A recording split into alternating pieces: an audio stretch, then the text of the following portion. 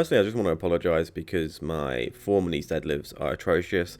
I do try to correct and amend some of the form, but just to point out that I understand my form's terrible at the moment.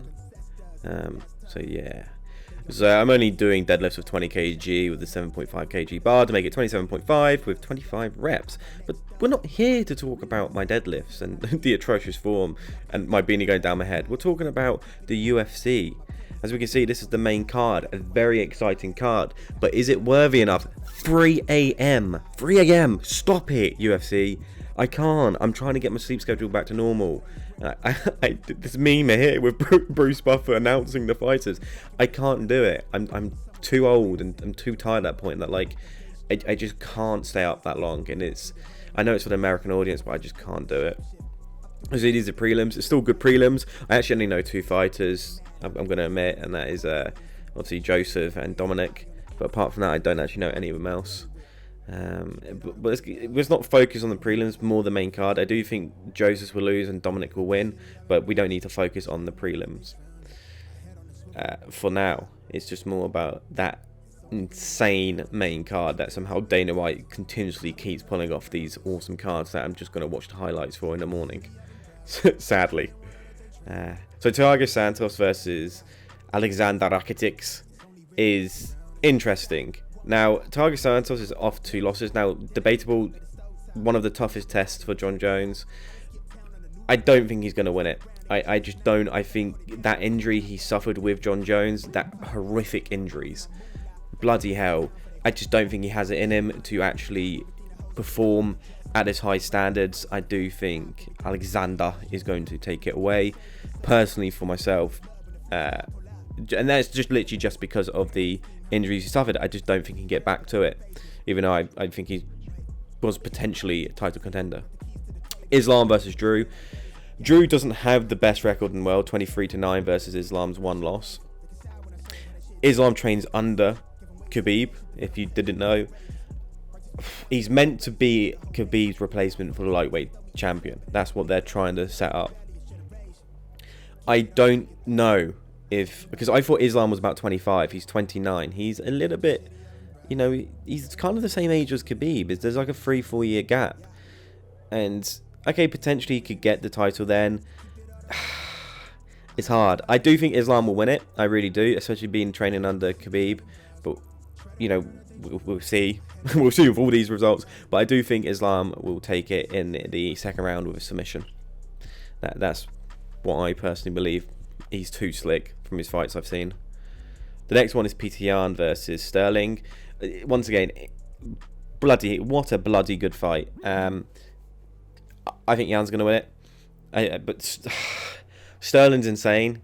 But I just think something about Yan where he can just pepper you from anywhere. And he looks scary. That's the most important thing. He looks scary. Whereas Sterling looks more... He looks like someone that would stream Twitch. He has, I feel, like a personality of Demetrius Johnson, even though I personally think Demetrius Johnson is the GOAT of the 125. Was he? Was he 125? I think he was 125. I'm trying to think who's the title contender for 135 from bantamweight. I'm not quite sure, but. He should have gone up in weight anyway. I think he was for 135. He should have gone up in weight anyway. Demetrius Johnson 125. Should have gone up in weight. To be honest, and they shouldn't let him go. But hey ho, hopefully he'll come back and go against Cahunos. So yeah, the next one, Megan Anderson versus Amanda Nunes. This is a difficult one because there's such a big difference in height and reach. But I do think Amanda Nunes is going to leg kick the shit out of Anderson and then go for an overhand and flop her. They both had the same losses, but obviously Amanda Nunes has gone against tough competition and is also the GOAT of the women's UFC. I think GOAT of the women's UFC, period. Better than Ronda Rousey of beating her. I just don't see Nunes losing anytime soon. I think she's way too good as a fighter. The fact that she absolutely killed Cyborg it's bloody hilarious how good someone can be. as Amanda Nunes, and probably one of the most exciting fighters to actually watch. When women always going about like, well, what about women's pay in sports and whatnot, and yada yada yada, why don't people watch women's sports? Because mostly women's sports aren't as aggressive as men's sports, so we're not as interested.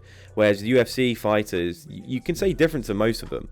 Like Amanda Nunes puts a show on, and you want to watch it. So fair play to her for putting women on a pedestal for fighting, because it's the only sport that I can watch women fight and go, Jesus Christ, that's good.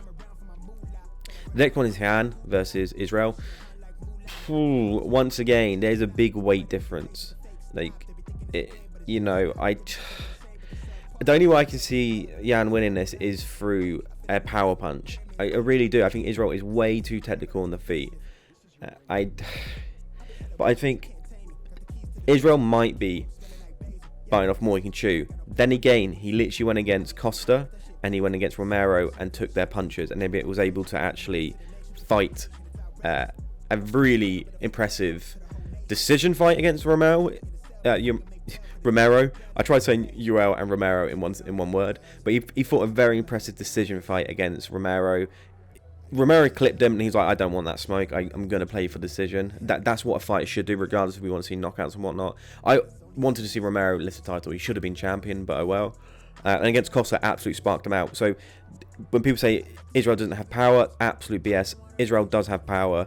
He could very easily knock out Jan. I think Romero and Costa will walk around near enough the same weight as probably Jan, or close to that weight that Jan walks around with. So I think Israel takes it with a third round knockout,